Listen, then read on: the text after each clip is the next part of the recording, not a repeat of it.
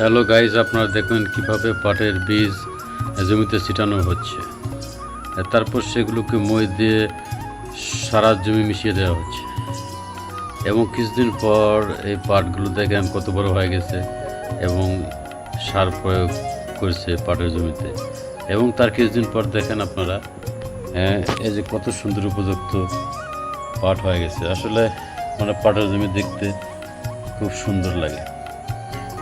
তারপর সেই পাটগুলো কাটা হয়, কাটার পরে সেই পাটগুলোকে বহন করে একটা নদীতে বা যে জায়গায় পানি জমা থাকে সেখানে পাটগুলোকে নিয়ে যাওয়া হয় এবং পাটগুলোকে নিয়ে যাওয়ার পরে সেগুলো একত্র করে কিছুদিন পানির মধ্যে রাখতে হয়। তারপরে একটা নির্দিষ্ট সময়ের পর সেই পাটগুলোকে ধৌত করা হয় এবং এই পাট থেকে এই পাটের সোনালি আঁশ এবং শোলা এই দুটো হচ্ছে আলাদা করা হয়।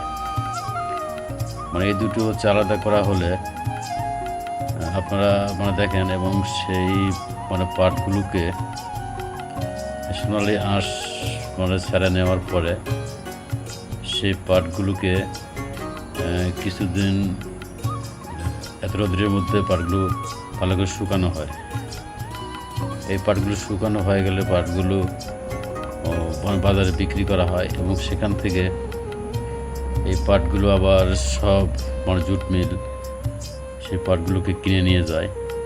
কিনে যাওয়ার পর দেখুন পাট দিয়ে কীভাবে পাটের বস্তা এবং পাটের অন্যান্য সামগ্রী তৈরি হচ্ছে এবং তারপর সম্পূর্ণ বস্তা হয়ে গেল।